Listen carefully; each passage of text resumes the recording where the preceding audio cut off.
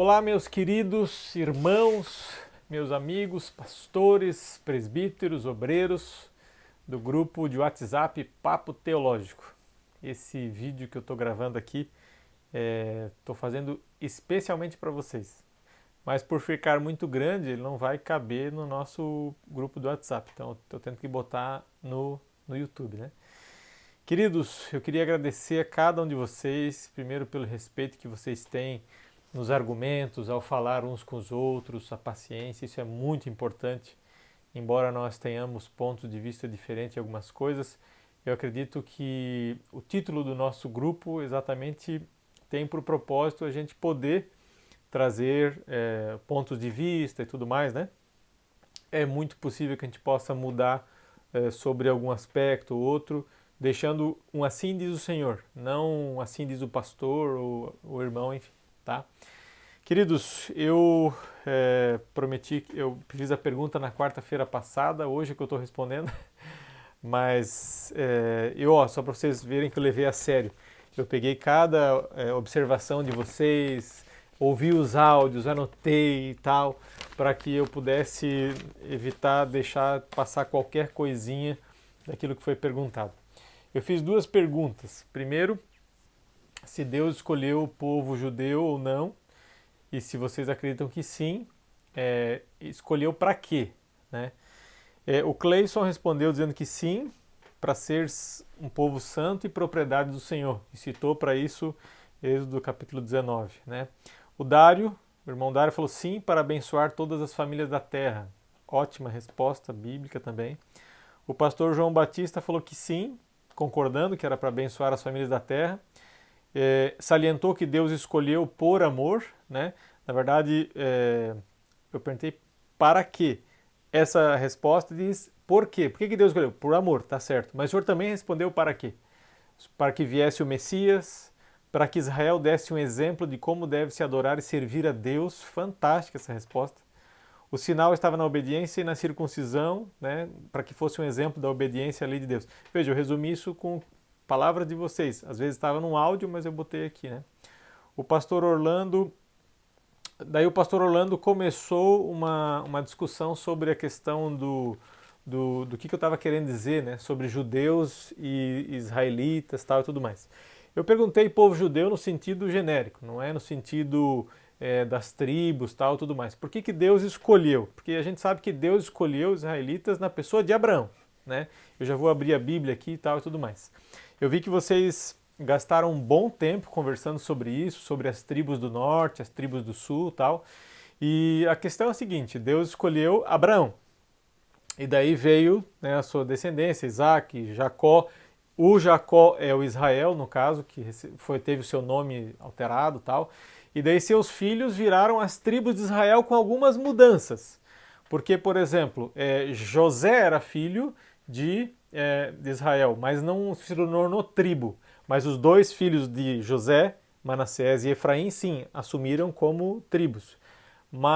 E Levi também. Levi não era uma tribo que recebeu uma porção geográfica. Eles eram uma tribo, mas não receberam nenhuma porção geográfica.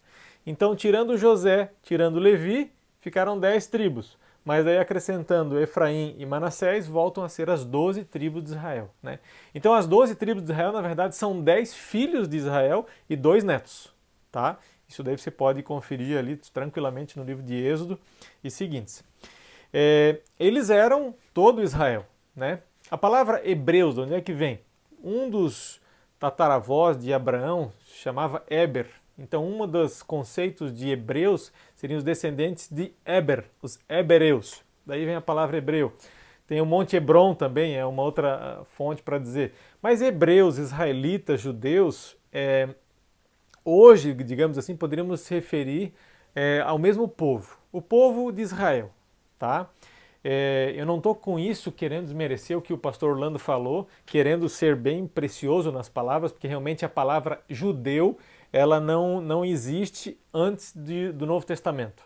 Ela já existe no Novo Testamento e ela veio exatamente por quê? Porque era uma tribo, era uma nação só, mas depois 10 tribos viram o Reino do Norte, 2 tribos viram o Reino do Sul. Né? Essas 10 tribos elas duram unificadas, né, como uma nação, como Israel, até 722 antes de Cristo, quando os assírios vêm, pegam eles e levam para outro lugar. E o que acontece? Você pode depois verificar em 2 Reis capítulo 17, que começou a haver uns problemas, porque os assírios eles faziam assim, eles dominavam uma nação, eles queriam destruir a cultura deles, então tiravam esse povo daqui, botava aqui, o povo daqui botava aqui, o povo daqui botava aqui. Então eles faziam uma mistura, só que o que acontece? Como aquela terra, né, Deus começou a mandar alguns leões lá, na terra ali onde ficava Samaria, a região de Israel. Então os assírios mandam um pouco dos hebreus, né, dos israelitas do Reino do Norte, para voltar para lá para ensinar o povo que morava lá como que se adora ao Senhor. Só que vocês acham que eles ficam fiéis? Não. Ali em 2 Reis, capítulo 17, versículo 33, fala: de maneira que temiam o Senhor e ao mesmo tempo serviam seus próprios deuses, seguindo o costume das nações dentre as quais tinham sido transportados. Então, a região do norte, que era conhecida como Israel, depois do cativeiro, volta-se, e nos dias de Jesus essa região já é conhecida como Samaria e Galileia. Samaria fica aqui, Galileia aqui em cima, a Judéia fica aqui embaixo, né? Então os samaritanos eles eram uma mistura de gente, era uma mistura de israelita sangue puro com outras nações, né? Mas alguns ainda preservavam a adoração a Deus, tal, e tudo mais, tá? Então, quando eu perguntei, eu me referia aos israelitas, né? Ao povo judeu. Hoje, quando fala de povo judeu, né, puro sangue, vamos dizer assim, seriam aqueles que vivem lá em Israel e tudo mais. Só que isso era uma outra discussão, né? Quem é Israel? Quem é considerado israelita? Eu vi que vocês entraram na discussão ali sobre aquele texto de Romanos, capítulo 11, verso 26, que fala que todo Israel será salvo, né? É uma coisa muito interessante o conceito de Israel já no Antigo Testamento. Às vezes a gente fica discutindo, não, Israel do Novo Testamento, quem será? É o judeu, é toda a nação, os misturados, os separados. Queridos, já no Antigo Testamento, o israelita era reconhecido aquele que tinha a fé no Deus de Israel. Percebam que quando eles saem, quer ver, ó, se você quiser abrir a sua Bíblia em Êxodo, capítulo 12, versículo 38, é um texto daqueles que a gente não fica lendo toda hora, né? Mas quando o povo sai, o povo do Egito sai ali, o povo israelita, ele não sai sozinho, olha só. Versículo 37, Êxodo 12, 37, 38. Assim partiram os filhos de Israel, de Ramassés, para Sucote, cerca de 600.000 a pé, somente de homens, sem contar mulheres e crianças. Subiu também com eles um misto de gente, ovelhas, gado, muitíssimos animais, tudo mais. Veja, muitas pessoas que moravam no Egito, vendo aquela briga de deuses, na verdade, não teve briga nenhuma, Deus simplesmente se impôs com as pragas, eles decidiram servir o Deus de Israel. Então, veja, no Antigo Testamento, mesmo Israel tendo sido escolhido, já era considerado israelita todo aquele que professava a fé de Abraão, a fé no Deus de Abraão, né? Então desculpa a expressão, é meio inócua a discussão sobre Israel que será salvo aqui, que fala Romanos 11, 26, é o Israel de sangue, é o Israel étnico. Não, porque já no Antigo Testamento não era essa a questão, tá? Enfim, vamos às minhas perguntas, depois a gente pode tocar nesse assunto mais uma vez, tá? Primeiro, sim, Deus escolheu o povo de Israel. Deus escolheu os israelitas, o povo judeu. Na pessoa de Abraão, vamos ver o que Deus fala. Eu gostei muito da resposta do Dário. Ele foi o primeiro que respondeu. Eu vi vocês demorando para responder, né? Vocês não precisam ter medo de mim, tá? Eu sei que vocês não têm medo de mim. A gente é tudo parceiro, é tudo amigo, né? Capítulo 12, versículo 1, 2 e 3 diz assim: Ora, disse o Senhor a Abrão: sai da tua terra, da tua parentela e da casa de teu pai e vai para a terra que te mostrarei. De ti farei uma grande nação e te abençoarei e te engrandecerei o nome. Seja tu uma bênção. Abençoarei os que te abençoarem, amaldiçoarei os que te amaldiçoarem, e em ti serão benditas todas as famílias da terra. Então, primeira coisa, Deus chama Abraão para que ele e a sua descendência possam abençoar todas as famílias da terra, todas as nações da terra, tá? Estamos em Gênesis 12, vamos para Gênesis capítulo 22, versículo 17 e 18, aquela cena lá do quase sacrifício de Isaac, tá? Olha só o versículo 17 e versículo 18. Que deveras te abençoarei, certamente multiplicarei a tua descendência como as estrelas dos céus e como a areia na praia do mar. A tua descendência possuirá a cidade dos teus inimigos. E daí olha só o versículo 18. Nela, ou seja, na tua descendência, serão benditas todas as nações da terra, porquanto obedeceste a minha voz. Então aqui já é repetida já uma vez, já é dita duas vezes o quê? Que Deus chama Abraão e que da sua descendência Deus usaria para abençoar todas as famílias, e aqui fala todas as nações da terra. Então, sim, os israelitas foram chamados por Deus, e para quê? Para abençoarem todas as famílias da terra. Com o quê? Com o Evangelho, com as boas novas. Espera aí, Vinícius, pastor, você falou Evangelho. Evangelho é coisa do Novo Testamento. Ah, é? Calma aí, calma aí. Mais dois textos para a gente fechar essa questão do propósito, para que Deus chamou o povo israelita. Vamos lá.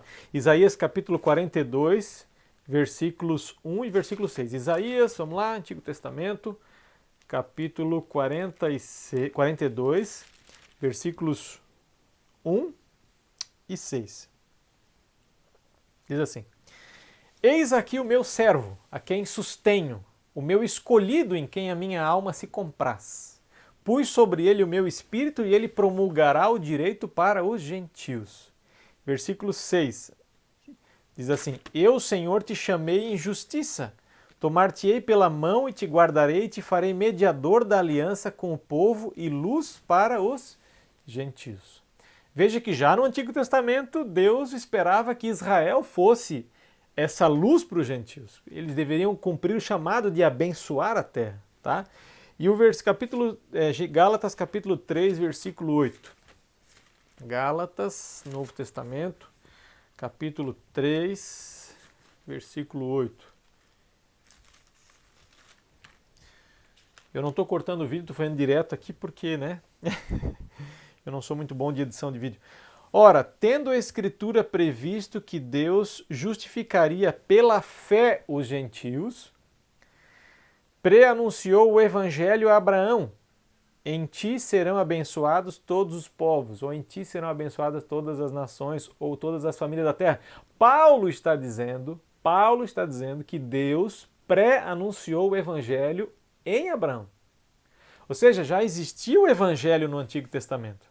E aqui talvez eu vá entrar um pouquinho num detalhe que a gente possa, tipo assim, não concordar muito. Mas eu vou mostrar para vocês por que eu acredito nisso que eu vou falar agora. Vocês já falaram no grupo que nós não estamos mais no tempo da lei, mas estamos no tempo da graça. Tá. Eu sei que existe um versículo que fala sobre isso, né? Não estais sob a lei, mas sob a graça. Isso está lá em Romanos. Veja, queridos, sempre foi pela graça. Eu já vou explicar por quê, mas primeiro eu vou fazer um resumo da história de Israel e o chamado, se eles foram fiéis ou não para aquilo que Deus os chamou. Vamos lá. Deus chama Israel, Deus chama Abraão. Deus chama Israel na pessoa de Abraão, para que fosse uma bênção, para que eles pudessem levar o Evangelho. Está aqui, Gálatas falando que Deus prenunciou o Evangelho na pessoa de Abraão. Então já havia Evangelho, já havia boas novas, né? Evangelion no grego. Já havia essas boas novas de salvação no Antigo Testamento. Vamos lá. Então, veja, desde que Adão pecou, o que surge ali já no Éden? Vamos dar uma olhadinha lá? Gênesis capítulo 2, versículo 16 e versículo 17. Acompanhe comigo. Abra sua Bíblia. Gênesis capítulo 2, versículo 16 e 17. Olha só. E o Senhor Deus lhe deu esta ordem: de toda a árvore do jardim comerás livremente, mas da árvore do conhecimento do bem e do mal não comerás. Porque no dia em que dela comeres, certamente morrerás. Então Deus deixa claro que no dia que Adão e Eva comessem, né, eles iriam morrer. Vocês sabem que eles comeram, vocês sabem que eles não morreram. Então, ou Deus é mentiroso, o que eu não acredito, nem vocês, ou Deus cumpre a sentença da morte em alguém que não fosse Adão e Eva. Isso aconteceu no Éden? Aconteceu. Quando eles pecaram, eles fizeram para si roupas de quê? Isso mesmo, folhas de figueira. Capítulo 3, versículo 7. Abriram-se então os olhos de ambos e perceberam que estavam nus, coseram para si folhas de figueira e fizeram cintas para si. Mas no versículo 21 dá um detalhe que nos dá a entender que houve morte no Éden. Versículo 21. Fez o Senhor Deus vestimenta de peles para Adão e sua mulher e os vestiu. Ou seja, Deus cumpre a sua sentença sobre um substituto, que é o cordeiro. Veja que aqui dá para você fazer roupa de lã sem matar o animal, mas não dá para você fazer roupa de pele sem matar o animal. Então já no Éden houve o sacrifício de um animal. Se você for Abel e Caim, vocês conhecem a história, por que Deus aceita o sacrifício de Abel e rejeita o de Caim? Porque Abel fez o que Deus pediu. Ele oferece um animal. E desde aí você vai chegar a Noé, quando Noé sai da arca, eles fazem o quê? Erguem um altar e oferecem um animal. E você vê Abraão oferecendo animais, e isso vai até Isaac e Jacó, e daí você chega até Moisés. Quando chegamos a Moisés, mudamos aí do âmbito do patriarcado, né, que era um chefe, um líder de uma grande tribo, para nós irmos para 12 tribos. Então agora não é cada tribo fazendo sacrifício de animais, porque agora eles seriam uma nação, eles poderiam se corromper querendo imitar as nações. Então o que Deus faz? Não, isso vai ser centralizado no santuário. Então Deus ergue o santuário, existem os sacerdotes, e esses sim agora oferecem animais, continuando aquilo que começou no Éden. Veja, Adão deveria morrer naquele dia, Eva deveria morrer naquele dia. Não morreram por quê? Por causa da graça. Por causa dessa substituição que Deus fez. Sempre a salvação foi pela graça. Mas o pastor, então me explica esse versículo de Romanos que fala que não estais sob a lei, mas estais debaixo da graça. Eu vou explicar para vocês. Deus chama Abraão, chama o povo, a sua descendência, para quê? Para abençoar as famílias da terra. Como Deus faria isso? Tá?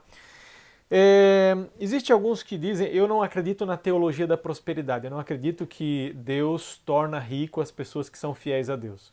Eu devolvo meus dízimos, as minhas ofertas, mas eu não acredito que a Bíblia ensine que nós devemos fazer isso para ser ricos. Agora eu vou abrir o meu coração para vocês. No Antigo Testamento havia esse propósito. Vou explicar. Deus queria chamar a atenção de todas as nações da terra para virem a Israel. Se no Novo Testamento nós vamos encontrar a ordem ide por todo mundo e pregar o evangelho, no Antigo Testamento poderíamos implicitamente encontrar a ordem fiquem e preguem o evangelho. Como é que eles pregariam o evangelho? Veja, todas as nações matavam animais. Só que eles matavam animais para agradar, para aplacar a ira de seus deuses. Israel fazia por causa disso? Não. Israel matava animais por quê? Como símbolo dos seus pecados, como símbolo de substituição. Eu que sou pecador e o salário do pecado é a morte. Ah, mas isso daí está em Romanos, isso é do Novo Testamento. Não, sempre foi assim. Se dela comeres, certamente morrerás. O salário do pecado é a morte. Então, essa é uma lei universal que Deus criou. O salário do pecado, como pecado é separação com Deus, como Deus é a fonte da vida, o salário do pecado é a morte. Então, o que acontece? Deus chama Israel, e quando ele se torna uma nação, quando Josué luta as guerras deles para poder estabelecer cada um na sua parte, na sua região ali de Israel, eles agora são uma nação. Eles são aquela nação santa de que o irmão Dário postou ali, né? Êxodo capítulo 19, versículos 5 e 6. A nação santa, povo de propriedade exclusiva de Deus, para quê? Para abençoar todas as famílias da terra. Então Deus escolhe sim os israelitas. Para quê? Para tornar conhecido o Evangelho, para tornar conhecido a promessa da vinda de um Salvador. E um de vocês cita ali, Gênesis capítulo 3, verso 15, porém inimizade entre ti e a mulher, entre a tua descendência e o seu descendente, este ferirá a cabeça e tu lhe ferirás o calcanhar. A primeira promessa evangélica, a primeira promessa messiânica de que viria um Salvador, para quê? Para pisar a cabeça da serpente. Algo que nós, pecadores, não podemos fazer. Então veja, Israel foi escolhido por Deus para evangelizar, para que com o santuário, com que as leis cerimoniais, com a lei moral, com as suas leis civis, que eram extremamente avançadas para aquele período que eles moravam, eles pudessem chamar a atenção das nações. E ao chamar a atenção das nações, eles iriam anunciar para as nações por que eles eram tão prósperos.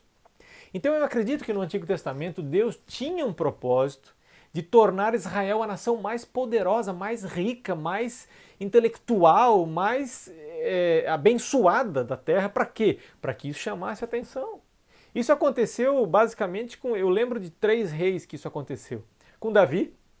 Davi chama a atenção por causa da glória de Israel, tanto que tem vários reis ali da Síria que gostava de Davi, dos Filisteias. Você vê com Salomão, rainha de Sabá. O que a rainha de Sabá veio fazer? Vocês sabem a história. Porque ouvi falar da tua sabedoria, da tua glória. E veja, a rainha de Sabá foi até lá em Israel, né? No caso era Israel, ainda era Israel inteiro, né? Foi lá e daí Salomão mostra as glórias e ela conhece ali o sacerdócio, conhece o templo e tudo mais. Você vê isso com Ezequias, mas Ezequias foi curado por Deus miraculosamente. A Babilônia manda lá uma comitiva, né, dos ministérios lá para poder ver como é que aconteceu isso e tal. E o que acontece? Ezequias, em vez de mostrar na salvação, ele mostra o quê? Ele mostra a sua glória e ele depois chama a atenção. O profeta Isaías chama a atenção dele por isso que ele fez. Queridos, a gente sabe da história de Israel e sabe que eles foram infiéis ao chamado que Deus lhe deu. Quando sob Saul, Israel era uma nação só, Davi era uma nação só, Salomão era uma nação só. Quando chega Roboão, fica aí uma nação de Judá ao sul e a nação de Israel a norte. E agora começa a ter dois reis, o de norte e o do sul, de Israel e de Judá. Sabemos que no ano 722 o reino de Israel é dissolvido e levado para a Síria, acontece toda aquela mistura. E no ano 605, 597 e 586, há 3 investidas dos babilônios contra os judeus e levam eles cativos lá para a Babilônia. Na primeira vai Daniel, na segunda vai Ezequiel, e Jeremias, no caso, não chega para lá, ele é levado para o Egito contra a vontade dele, enfim. O que Deus prometeu para os israelitas? Que se eles fossem obedientes, Deus iria abençoar a vida deles, eles iriam, o chão, né, como é que a terra daria muitos frutos, eles seriam uma nação poderosa, eles seriam uma nação que chamaria a atenção do povo. Mas se eles fossem desobedientes, Deus criou uma gradação. Você pode notar depois lá, eu não anotei, gente, mas acho que é Deuteronômio capítulo 27, que fala, se vocês forem obedientes, acontecerá isso, se forem desobedientes, acontecerá aquilo. Deixa eu achar só para você poder anotar aí, poder ver depois. Deuteronômio capítulo 28 e 28. Ele fala, as bênçãos decorrentes da obediência e as maldições, os castigos por causa da desobediência. O que aconteceu? Tanto Israel, norte, como Judá, sul, os israelitas todos acabaram indo para o cativeiro. Por quê? Porque não cumpriram com o propósito que Deus lhe deu na pessoa de Abraão. Ao invés de eles influenciarem as outras nações, eles foram influenciados pelas outras nações. Pode ler depois o capítulo inteiro de 2 Reis, capítulo 17, que fala sobre a deportação dos israelitas. Por que eles foram deportados? Porque eles não fizeram aquilo que o Senhor lhes mandou, tá? Tal sucedeu, capítulo 17, verso 17, 2 Reis. Tal sucedeu porque os filhos de Israel pecaram contra o Senhor seu Deus, que os fizera subir da terra do Egito, de debaixo da mão de Faraó, e temeram a outros deuses. Andaram nos estatutos das nações que o Senhor lançara diante deles. Enfim, Israel foi levado cativo, por quê? Porque eles não foram fiéis ao chamado que Deus tinha dado para eles. Com Judá aconteceu a mesma coisa. Só que a história de Israel e Judá foi um pouco diferente. Israel ficou misturado lá, como eu falei, né? Foi misturado com outras nações dominadas pela Assíria. Mas os judeus foram para a Babilônia, ficaram lá os 70 anos, que Jeremias capítulo 29, versículo 10 havia dito, que seria 70 anos. Depois de 70 anos voltam, daí a gente tem Esdras, tem Neemias, tem Zorobabel um pouco mais tarde, daí vem os 3 profetas pós-exílicos, que é Ageu, Zacarias e Malaquias, e a gente tem que entender esse contexto para poder entender a mensagem deles, né? Então o que acontece? Eles voltam para Israel, os judeus, agora já pensando já no Reino do Sul, eles voltam para Judá com a seguinte questão. Bem, por que fomos levados cativos? Fomos levados cativos porque está escrito lá em 2 Reis, porque nós desobedecemos aos estatutos de Deus, certo? Certo. Então tá bom. Queremos ser levados cativos de novo? Não. Então tá bom. Então, se antes nós éramos rebeldes e desobedientes, nossos pais foram, agora nós seremos o povo mais obediente que Deus já teve nessa terra. E daí, eles criaram, até o pastor Orlando colocou ali, né? Quando ele falou sobre a questão do sábado, o Senhor falou assim, ó, Jesus não violou os 10 mandamentos, mas ele violou os preceitos e regras sobre as regras que os judeus inventaram. Perfeita essa frase, pastor, perfeito. Por quê? Porque eles saíram de um extremo, eles saíram daquele povo de dura cerviz, que imitava as outras nações, os outros deuses, e foram para um outro extremo, para o extremo do legalismo. E daí eles criam mandamentos sobre mandamentos, tanto que você pode pesquisar na internet e bota os 613 mandamentos do povo judeu, né? Que foi o quê? Foram regrinhas que eles foram achando, encontrando, deduzindo do Pentateuco, que são os 5 primeiros livros, para que eles não caíssem mais em pecado nenhum.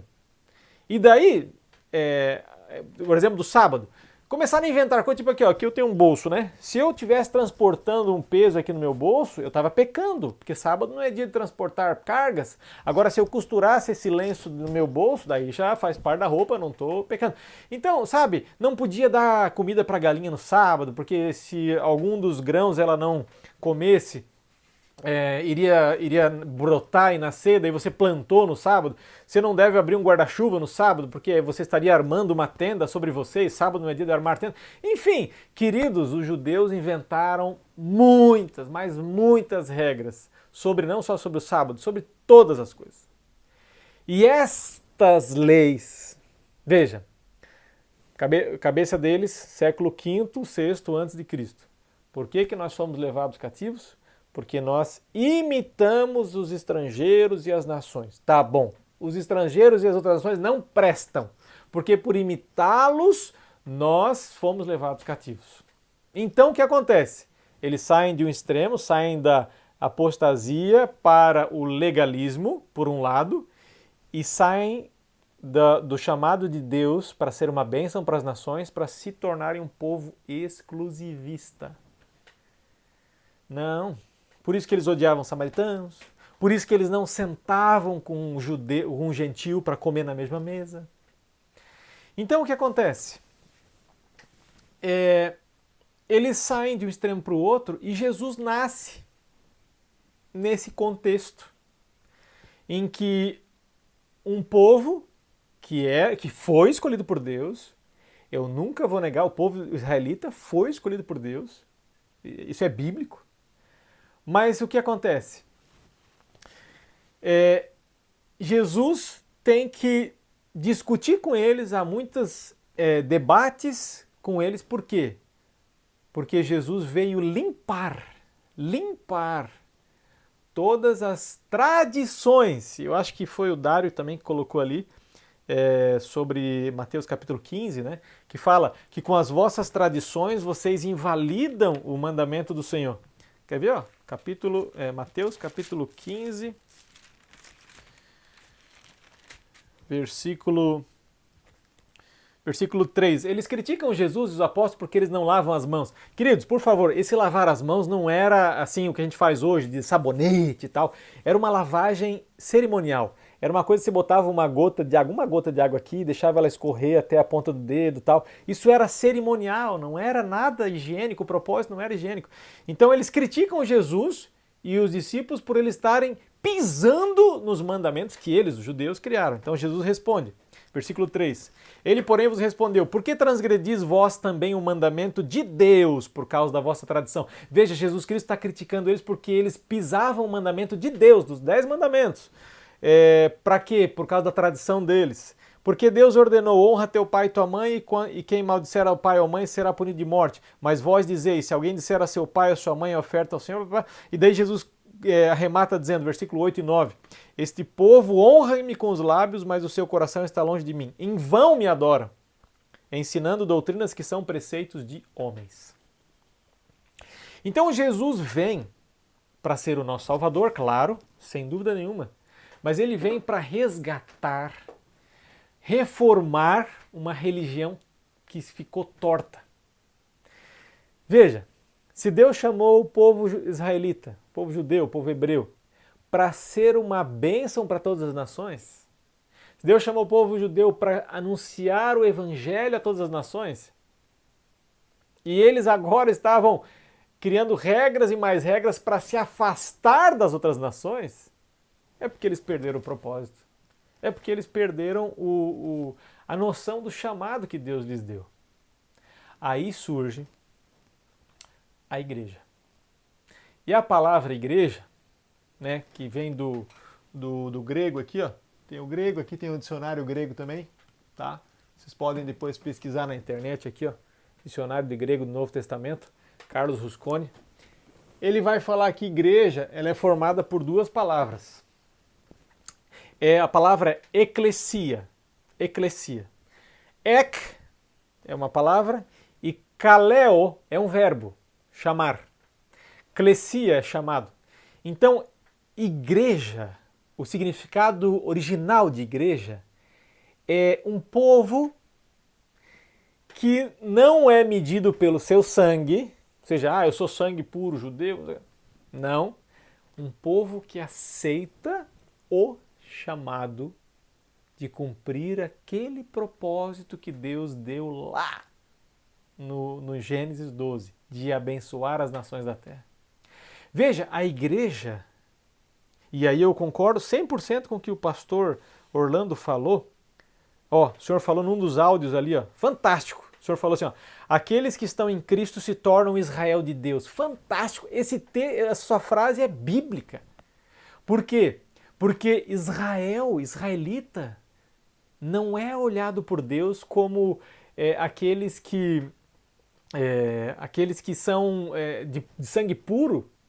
Até porque teve muita gente de sangue puro que Deus rejeitou. Então, o propósito de ser Israel de Deus tem a ver com a fidelidade, tem a ver com obediência, tem a ver com comprometimento com Deus. Então, igreja nada mais é do que o quê? Igreja é um povo gentil. Vocês falaram, vamos ler alguns textos aqui que fala sobre Cristo veio abolir a divisão, a separação entre judeus e gentios. Vamos dar uma olhadinha? Romanos capítulo 10, verso 12. Romanos capítulo 10, verso 12. Eu peço perdão para vocês, esse vídeo está ficando comprido, mas é porque eu queria poder explicar direitinho para vocês. Romanos capítulo 10, verso 12 diz assim: pois não há distinção entre judeu e grego, uma vez que o Senhor é o Senhor, que o mesmo é o Senhor de todos, rico para com todos que o invocam. Dê um pulinho agora em Gálatas 3, 28. Gálatas 3, versículo 28. Vamos lá. Já que você está em Gálatas 3, vê o versículo 7 primeiro. Diz assim, ó: sabei, pois, que os da fé é que são filhos de Abraão. Ou seja, o que nos torna Israel é a nossa profissão de fé, é a nossa vida de obediência para com Deus. Não é sangue, não é etnia, nacionalidade. Deus sim quis fazer de Israel, da nação de Israel, o evangelista do mundo. mas eles não foram fiéis a esse chamado. Deus os rejeitou no sentido de que não há mais salvação para vocês? Não, não. Mas quando nós lemos lá em Romanos 11, 26 que todo Israel será salvo, Deus está falando do Israel espiritual, ou seja, todos aqueles que creem em Jesus como seu Salvador. Tá?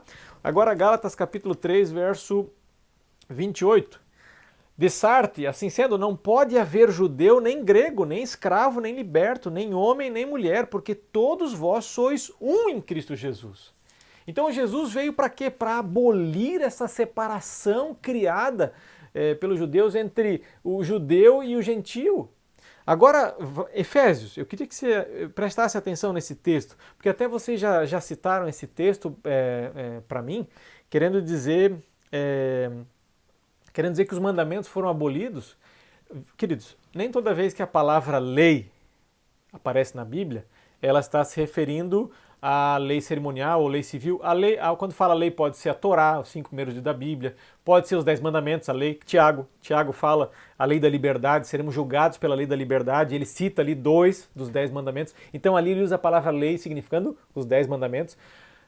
De igual forma, quando a gente fala de mandamento, não necessariamente estamos falando dos 10 mandamentos. Pode ser mandamentos que foram criados pelos judeus, como agora, Efésios capítulo 2, versículos 11 a 15. Preste atenção, são 6 versículos, tá? Mas eu peço que você me acompanhe com paciência, para a gente ir mastigando juntos, tá? Efésios fala de unidade. Efésios é uma carta que Paulo escreve para a igreja de Éfeso e ele quer unidade da igreja, ele não quer separação, ele não quer distinção, judeu, grego, tal, olha só. Portanto, lembrai-vos de que outrora vós, gentios na carne, chamados incircuncisão por aqueles que se intitulam circuncisos na carne, por mãos humanas, os gentios eram chamados pelos judeus, os incircuncisos, tá? Naquele tempo, estáveis sem Cristo, separados da comunidade de Israel e estranhos às alianças da promessa, não tendo esperança e sem Deus no mundo.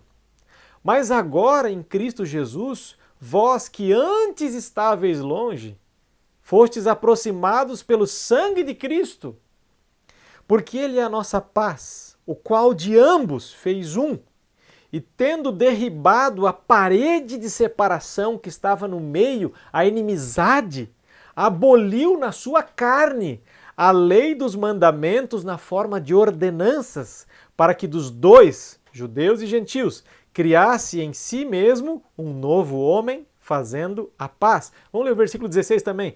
E reconciliasse ambos, gentios e judeus, em um só corpo, igreja, com Deus por intermédio da cruz, destruindo por ela a inimizade. Então essa palavra, a lei dos mandamentos na forma de ordenanças, não está falando dos 10 mandamentos, não tem nada a ver. Os 10 mandamentos nunca separou judeu e gentio, nunca, nunca. Ah, mas o sábado, os outros não faziam, mas não era só o sábado que não era cumprido pelos gentios. Os gentios matavam, os gentios, alguns deles roubavam, os gentios tinham as prostitutas cultuais. Em muitos cultos gentios você tinha que ter relações sexuais com prostitutas para poder adorar o Deus deles. Isso infringe o adultério. Então, assim, os 10 mandamentos não eram. Então ele não está falando de 10 mandamentos. Ele não está falando de 10 mandamentos. Ele está falando do quê? De uma lista de mandamentos e regras criadas pelo povo judeu para criar a inimizade, separação. E onde é que isso está na Bíblia? Não tem. Não tem. Não tem. Na Bíblia não tem nada dizendo que o povo judeu deveria separar dos gentios no sentido de vocês não devem comer com eles, fala que não deve imitá-los. Opa, é por isso que eles foram levados cativos. Mas que deveria evitá-los, que deveria cortar relacionamento com eles, isso foi criado depois do cativeiro. Isso foi criado depois que eles voltaram lá da Babilônia. Tá? O pastor João Batista, ele falou sobre a questão de que o sábado era para o judeu, né? Na verdade, essa nossa conversa tudo começou por causa de um comentário que eu fiz sobre o cego de nascença. Vocês lembram? Eu botei ali um áudio dizendo que, na verdade, Jesus aproveitou o cego de nascença para, digamos assim, questionar o sábado guardado pelos judeus, pelos israelitas. Por quê? Porque eles inventaram um monte de regra. O sábado está nos 10 mandamentos, foi escrito por Deus, ele é eterno. Agora, a questão é o seguinte, vocês me falaram que o sábado era para o judeu, que era só para o judeu, tá? Isso não é verdade. Isso não é verdade. Veja que Deus estabelece o sábado na semana da criação. Não existia povo judeu.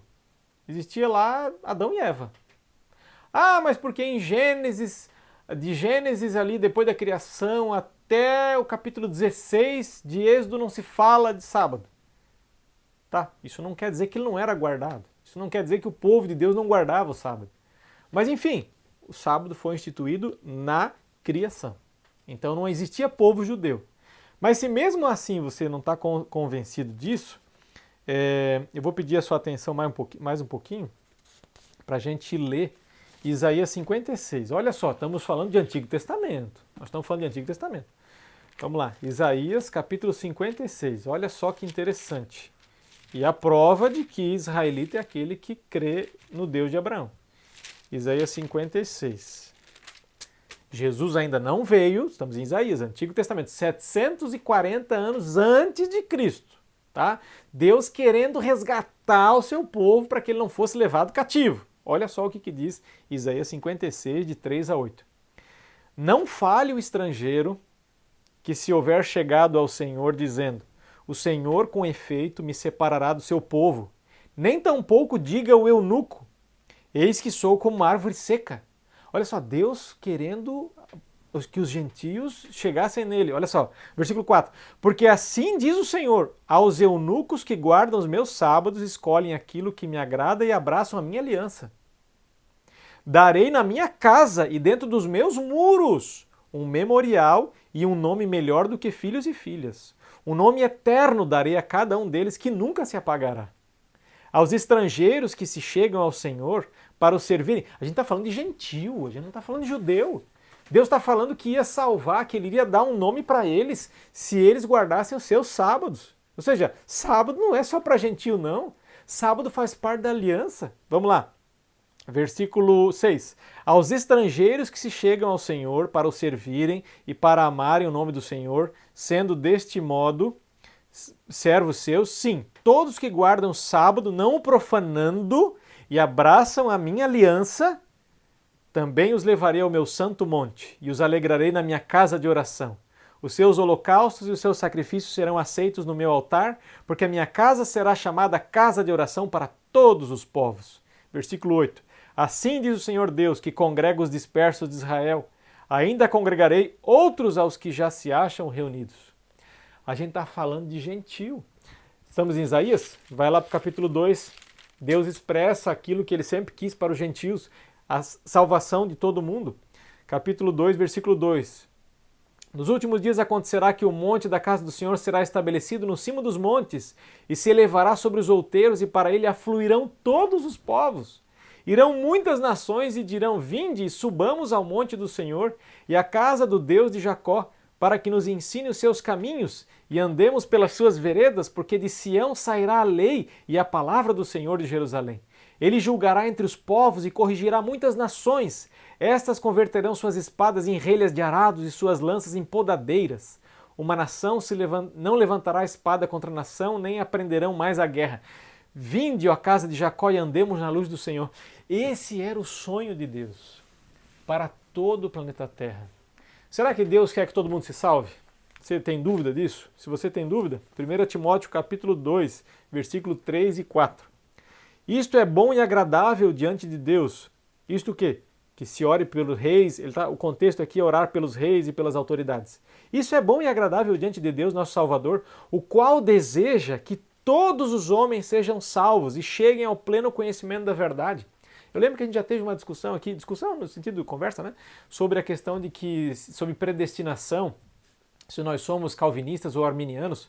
Eu não lembro o nome do nosso irmão que entrou nesse assunto. Aqui é um texto claro, Deus quer que todos se salvem.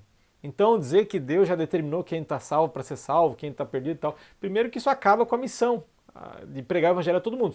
Se Deus já escolheu, para que pregar? Então, mas esse texto deixa claro que o propósito de Deus sempre foi salvar todo o mundo, todas as nações, todas as famílias da terra. Eu me lembrei agora de mais um versículo que está em Pedro. Prometo que eu já vou acabar. Pedro, confirmando o propósito para o qual nós fomos chamados. 1 Pedro, capítulo 3, versículo 8 e 9. Versículos 8 e 9, olha só. Finalmente, sede todos de igual ânimo, compadecidos, fraternalmente amigos, misericordiosos, humildes, não pagando mal por mal, ou injúria por injúria, antes pelo contrário, bendizendo, pois para isto mesmo fostes chamados, a fim de receberdes bênção por herança. Ou seja, bendizendo, essa palavra bendizendo aqui no original grego é a mesma coisa que abençoando. Então podemos dizer, antes abençoando, pois para isto mesmo fostes chamados. Então, queridos, terminando, igreja é um povo que aceita o chamado. Igreja é um povo que aceita o chamado que Deus fez para Abraão. Para Abraão. Repito, a salvação sempre foi pela graça. E se a salvação não tivesse sido pela graça, por que Paulo, então, diria isso em Romanos, capítulo 4, versículo 11? Alguns dizem que a circuncisão foi uma cerimônia instituída por Deus para deixar as pessoas sob a lei, né? Para que pudessem ser obedientes à lei e tal e tudo mais. Mas olha só, 4:11. E recebeu o sinal da circuncisão como selo da justiça da fé que teve quando ainda incircunciso, para vir a ser o pai de todos os que creem, embora não circuncidados, a fim de que lhes fosse imputada a justiça. Antigo Testamento e Novo Testamento, qual é a grande diferença? No Antigo Testamento, o povo de Deus aguarda a vinda do Messias. Mas é salvo, é perdoado pelo sangue do Messias que haveria, que viria. Novo Testamento, somos salvos pela graça, assim como no Antigo Testamento, mas por um Messias que já veio, por um Messias que já morreu no nosso lugar. O cordeiro que era morto, João Batista, quando vê Jesus, o que ele fala? Ele fala o quê? Eis o Cordeiro de Deus que tira o pecado do mundo. O cordeiro morto lá no Éden, desde o Éden. A salvação foi por uma substituição. Eu mereço morrer, o cordeiro morre no meu lugar. Eu tenho alguns textos aqui do Antigo Testamento que mostram que nunca a lei foi dada para salvar. Você pode depois anotar tudo.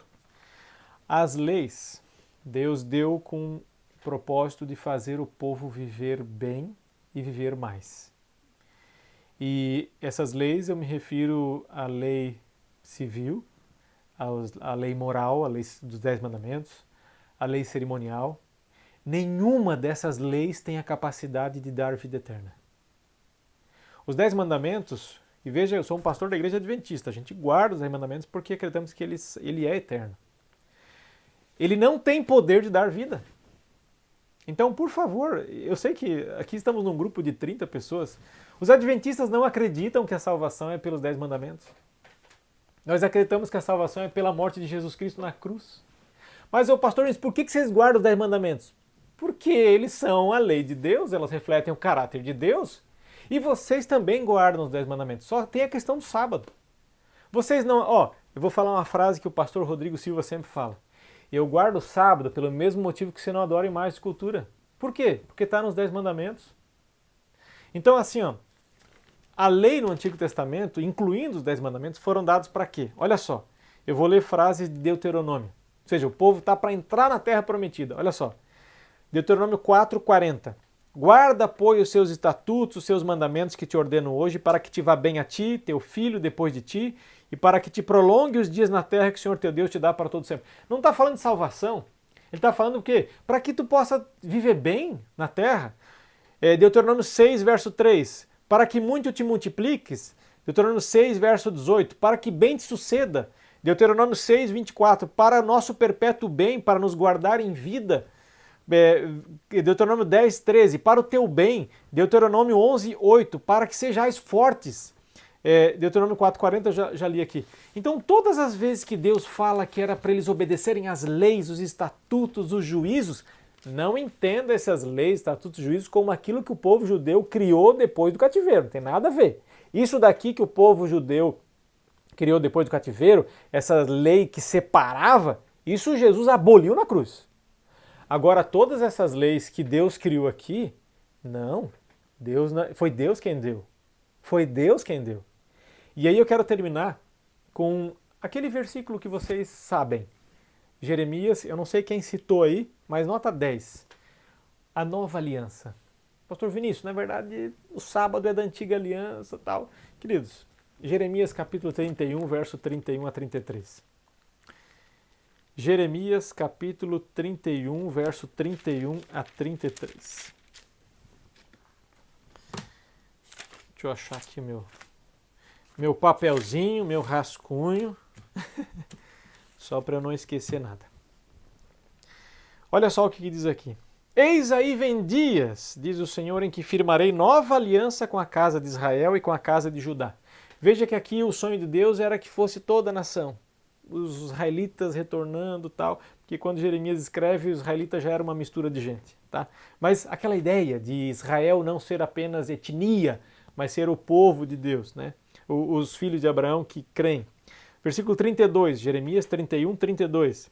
Não conforme a aliança que fiz com seus pais no dia que os tomei pela mão, para os tirar da casa do Egito, porquanto eles anularam a minha aliança. Não obstante eu os haver desposado, diz o Senhor. Veja, o povo de Israel foi infiel à aliança que Deus fez com ele. Tá, daí Deus vai lá e cancela a lei? Não, ele muda uma coisa, não a lei. Olha só o versículo 33. Porque esta é a aliança que firmarei com a casa de Israel depois daqueles dias, diz o Senhor. Na mente lhes imprimirei as minhas leis, também no coração lhes inscreverei. Eu serei o seu Deus e eles serão o meu povo.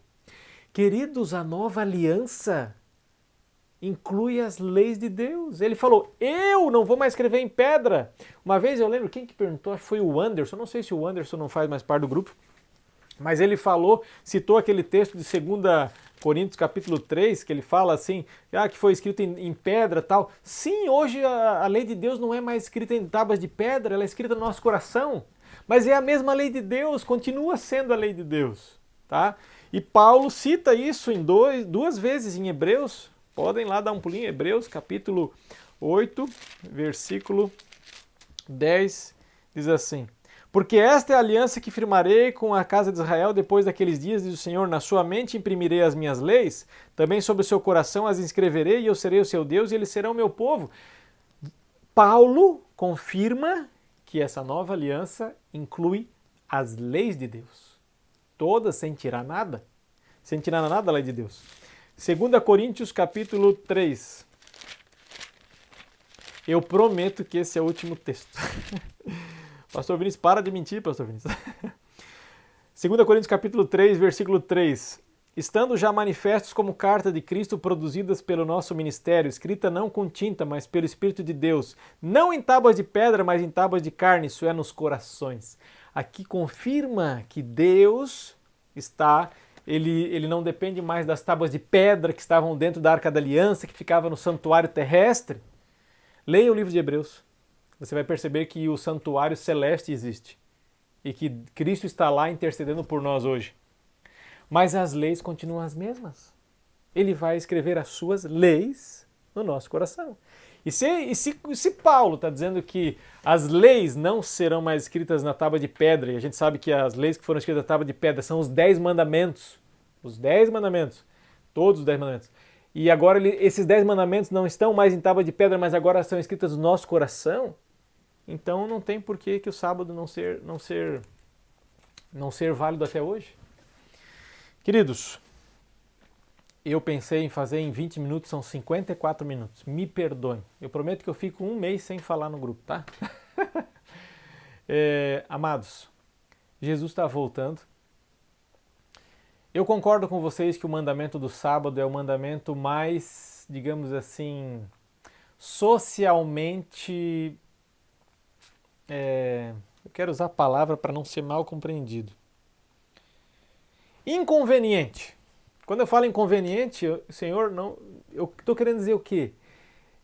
Socialmente falando, você não perde nada por obedecer os outros 9 mandamentos. Mas para você ser fiel ao sábado de Deus, você pode perder o seu emprego. Você pode perder, ter que aceitar ganhar menos, ter que fazer alguns ajustes no seu horário, enfim. Mas, queridos, no Apocalipse fala que Jesus Cristo que tem 2 povos, o povo de Deus e o povo que não é de Deus. Fala de Babilônia e fala do povo de Deus. E Apocalipse 14:12 fala: aqui está a perseverança dos santos, os que têm a fé em Jesus e guardam os mandamentos de Deus.